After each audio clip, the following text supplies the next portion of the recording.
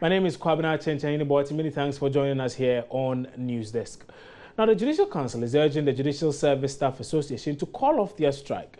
The council in a statement says the staff should return to work while negotiations go on with the Employment and Labour Relations Ministry to have their issues resolved. Staff of the Judicial Service have been on strike since last Friday, accusing government of deliberately delaying the payment of their consolidated salaries. Meanwhile, the Ministry of Employment and Labour Relations is expected to later today meet with the leadership of JUSAC over their concerns, and we'll be touching base with our correspondents and our reporters who are at that very meeting. We'll bring you a lot more on that in subsequent bulletins. But away from that, and what would decide your vote?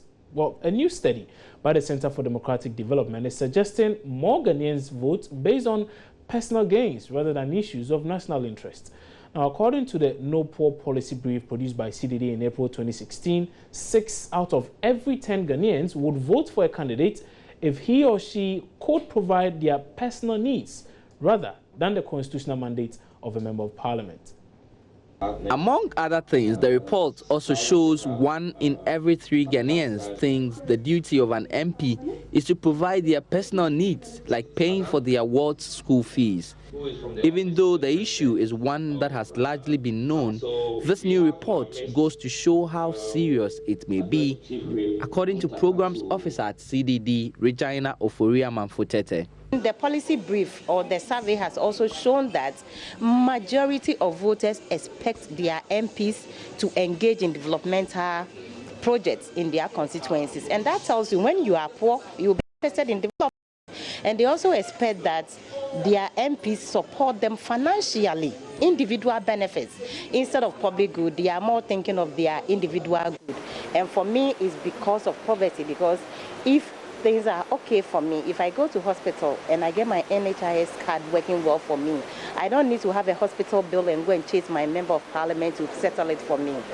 If I go to school and the education system is working perfectly well, I don't expect my member of parliament to purchase textbooks for me, to pay my kids' school fees, not at all. So this particular survey has revealed to us what voters really expect from their constituents. Recounting how the situation reflects the reality in his own constituency, Majority Chief Whip Muntaka Mubarak, who launched the report at a regional policy dialogue in Accra today, said the situation could worsen the quality of leaders who are elected in the upcoming elections. 80% of the respondents indicated that they are to a large extent influenced by the extent to which a candidate can directly provide personal resources, provision of developmental projects in the constituency, and ability of the candidate to help many people. Even if we give the politician 10 years, because of this push, it is very difficult to try to apply brakes and be able to reason out. Because I remember sometimes when people are talking about politicians, the set of politicians, we come from space and then we just come on earth to govern. I laugh because we are coming from you. We are part of the society. And if the main concern of the society that we are supposed to lead is to provide personal gains to them, just suppose that with the constitutional requirement of me, say, a member of parliament, where my first responsibility is to represent them, my second responsibility to make laws, and the third responsibility to play oversight on the executives. Yet this is the expectation of mine, 84% of them. The launch of the report forms part of a regional policy dialogue on poverty and inequalities currently underway in Accra. It is appropriate that we... Now, the Ghana Armed Forces has welcomed the policy introduced by the United Nations on the financing of its peacekeeping operations, requiring countries to pre-finance their participation. Such countries, apart from making their officers available, will also have to provide their own military equipment, including tanks and the transportation of logistics. Now, addressing journalists at the opening of the 2016 Peace Operations Course in Accra, the Director of Studies at the Ghana Armed Forces Staff and Command College, Colonel Ervini Aite explained Ghana stands to gain immensely from the new policy. Ghana is one of the main contributors of troops to the United Nations peacekeeping operations around the world. The 3-week course is aimed at equipping army officers who are often in charge of these operations with the needed skills. The Director of Studies at the Ghana Armed Forces Staff and Command College, Colonel Ivini Ayite, gives a breakdown of participants for this year's course. On this course, we have 65 students. Internal students or integrated students for this college, coming from 11 African countries, including Ghana. They are on the course, and as part of the course, they have this model. It's for 3 weeks. We've invited 26 participants from outside, including the press. We have 6 press houses who are students on this course, and then we have 50 students. We run a weekend master's program. 50 of them selected peace operations as an elective. So they've joined the course as well. So you have over 120 students on this course. In the past, the United Nations bought equipment and funded peacekeeping operations. That arrangement has changed. Nations contributing troops to UN peacekeeping are now required to buy their own equipment and pre-finance their operations before the United Nations reimburses them later. Colonel Ayite says the new arrangement gives the Ghana Armed Forces an additional benefit. It's beneficial to us when we've used those equipment and those missions close down. Those equipment revert to us and we use them back at home. So if you look at right now, we are deployed in Mali. We are using our own resources there. Those resources will come back home. So the advantage of the wet lease system. The initial financial outlay is difficult, but I think the government understands what benefits comes to us. So we are getting the support that is required. The Ghana Armed Forces Command and Staff College also used the ceremony to show appreciation to CDH Financial Holdings for infrastructural support to the college. Group Chief Executive of CDH Financial Holdings is Kwejo Edu Sarkodie. For any organization that seeks to assist government in its maintenance of peace, this is where to put your money. Because when there is peace, of course, we all know the benefits to all of us. So I would encourage corporate bodies to invest here, because for every CD that you put in, they make use of it as if you gave them 10 times that. Let's still stay with issues of security, and the police say they will wait for the disturbances at Kato in the Bonohafu region to recede before they make any arrests. 1 person died and 2 others sustained gunshot wounds when factions in a chieftaincy dispute clashed yesterday.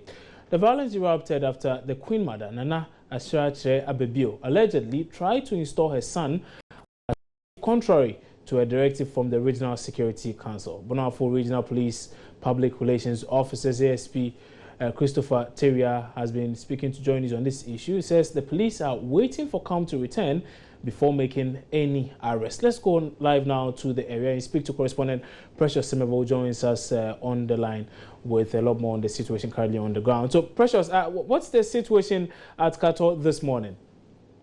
Well, the situation at Kato Township is very, very calm.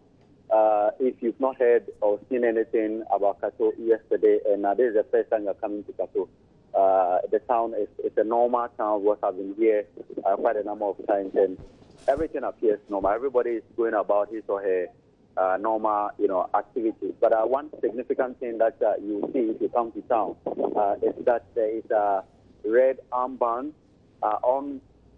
tied on almost all the electric poles in town and some of the streets in town. That is very, very significant. The main Kato road. This is one significant thing that you know. There's this Methodist school park, and I can see a police van with about 6 to 7 police officers in the van. Telling you that they are still on the ground. And even as I speak, I can see a military van approaching me with about 6 to 7 fully armed military men. It appears they are just patrolling the Kato Township to let the people feel that they are still on the ground, and anybody who would want to foment trouble will find himself at the wrong side of the law. So as things stand now, there is increased police presence in the town? and peace has been restored. Yes, calm has been restored in Kato Township, but there's an information I'm taking. Okay. I'm yet to verify that though, but I've seen pictures of that to the effect that despite the disturbances and the clashes that happened yesterday leading to the death of one person, one seriously injured and sent to Komfanoche in Kumasi, and the other one at the Holy Family here in Bekum, the installation of the chief went on unabated. That is the information I'm taking. Owusu Ansa was installed under the two name Oshafan Nana Kwabena Yewu Owusu Ayebia for the second. Happens to be the Katohine. I'm told that the ceremony happened, at a location between Kato and then Bekum. That is where it happened, and I'm keeping faith from people that cannot be accepted because if the installation was not done in Kato County, they said they are not going to accept that. I see. Again, let's speak of the violence that occurred yesterday. Now, the information we have is that the police are saying they are going to wait till there's a lot more calm until the situation is resolved before they make any arrests. I mean, any reason why the police would want to do such a thing? Well, yesterday, according to the police, when there is a mob action, it is extremely difficult to start, effecting arrests whilst the mob action is ongoing. So they first need to restore calm to town, and then whilst investigation continues, start picking those that they believe are involved or took part in causing the mayhem, and those that fired the gun leading to the death and the injuries sustained by some of the residents here at Kato. All right. Precious Semevo, many thanks for that update. And that was Bono-Ahafo regional correspondent Precious Semevo giving us a live update on the security situation in Kato in the Bono-Ahafo region, where yesterday violence there led to, we are told, the death of one person and several others who got injured in the process. Well, what he tells us now is that the calm has been restored to the town of Kato in the Bono-Ahafo region, and there's increased police presence there. There's been a lot of patrol since morning up until now. That's the information we are gathering. We are waiting for a lot more on that. Once we do have that, we'll bring that to you. But still on security anyway, and as part of efforts to curb insurgent attacks and restore peace in Somalia, the United Nations and African Union have jointly inaugurated a police task force to help deal with militant groups there. Now, Somalia has for the past 25 years seen a war thousands and left several others homeless. Derek Ekosam filed his report from the capital, Mogadishu. It's been more than 2 decades of war here in Somalia, and the capital city, Mogadishu, has been the worst hit. Thousands have died and several families separated. Militant groups have over the last few years tried to seize power, a situation natives describe as worrying. One such group is the dreaded Al-Shabaab movement. The African Union and the United Nations have for some time now been helping keep the peace in Somalia. To help strengthen the work being done here, it is training indigents to become policemen.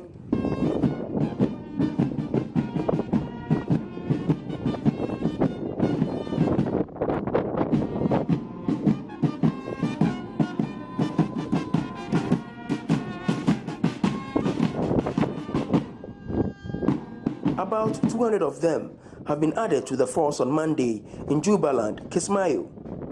The troops, made up of 186 men and 12 women, have been tasked to protect the sovereignty of the country and help protect the indigents. Kismayo is one of the towns noted to be frequently attacked by the Al-Shabaab militant group. The African Union mission in Somalia, AMISOM, seeks to train about 600 men and women this year. It is believed that this move, among several others, will help the country recover from war and develop. Derek Ekosam, Joy News, Mogadishu, Somalia.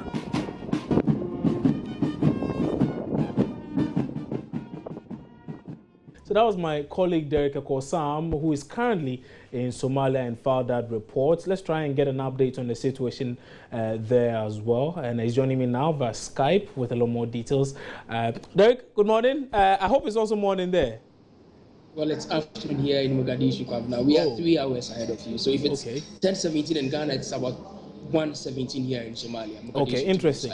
Interesting. So tell us the situation in Somalia. I mean, you've been there and you've been monitoring things there. You've been with the peacekeeping mission that arrived there. So far, I mean, what's the situation in Somalia?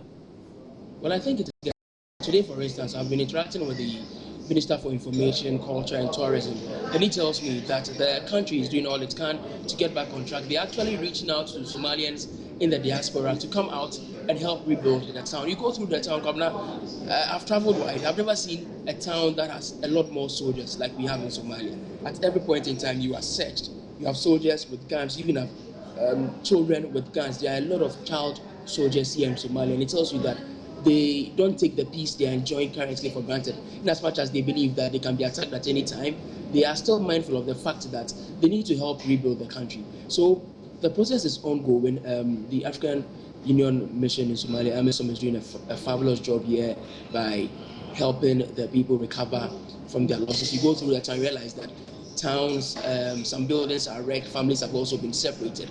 It's a pretty tense situation. Even for us as journalists, anytime we move out, we need to wear our bulletproofs and wear the helmets and all of that to ensure that we are also safe, even when we are within the conference room. So as the situation stands now, there's still a lot of fear, even for the many residents in that very country. They are still scared that something might happen? Yes, every minute, every second, they walk about knowing that they could be attacked at any time. They walk about in fear, but they also believe that life must still go on. So in as much as they fear, they still work hand in hand. The nearest or once they hear a gunshot, everybody hides and takes cover. There are lots of sandbags in here. You ask them military, they tell you that it's difficult for them to shoot from the air, so they shoot from the ground. And so almost every place is guarded by sandbags to ensure that even when the bullet hits them, they won't be deflected. Okay, Ekwa, I want you to tell us again, I mean, how crucial is peace in Somalia to the entire sub-region? I mean, what makes Somalia such a place that for everyone, everyone really wants the country to have peace? I mean, how does that benefit the entire sub-region? Well, it has the longest coastline in Africa. Okay. What it means is that trading activities can go on here. They have a lot of ornaments. They have a lot of that can benefit the minerals as well. And so if the country is stabilized, you'd have people coming here to do business. You'd have people coming here to trade.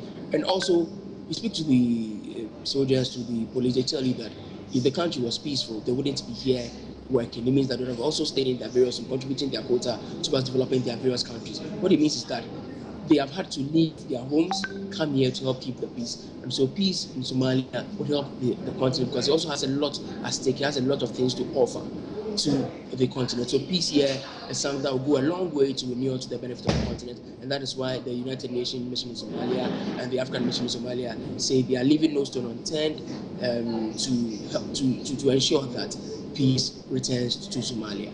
Ekwa, before you go, I just want to find out from you. I don't know whether there's a Ghanaian community in Somalia and whether or not you've even been able to visit them and speak to them. What's the general feeling there? Are they perhaps contemplating even returning to the country? Well, I understand that there are some Ghanaians here who are working, especially at the fuel stations, but because of the nature of our job, we are not being allowed to mingle with the people because you don't know when you will be attacked. But I've been interacting with the police service here. There are about 23 police officers here in Somalia who are helping keep the peace, and they are from Ghana. I can tell you that the leader of the contingent that trained the policemen that were inaugurated yesterday is a Ghanaian. The one who heads the vetting committee to select the people to be trained is also a Ghanaian lady. And the one who drives the leader of the task force is also a Ghanaian. You speak to people, they speak highly of the Ghanaians here. They tell you that they are playing very crucial roles in helping the work of the AMISOM here to be done right. I see. Derek Akosam, many thanks for that update from Somalia, and we wish you a safe flight on your return. I hope to have a normal conversation later on. And that's my colleague Derek Akosam, who joined us via Skype from Somalia, where there's a UN peacekeeping mission currently there just to ensure peace and to help in the rebuilding process. He's been telling us how important that very exercise is. Peace in Somalia, how much of an effect that has on the entire sub-region. We're taking a break here on News Desk, but do stay on, because when we come back, we take you to Akosombo, where we are told that flooding situation there has led to the death of one person, allegedly anyway. We are yet to verify that very information, but we'll be taking you live to Akosombo and be bringing you updates on the flooding situation there following some torrential rains yesterday. We're taking a break.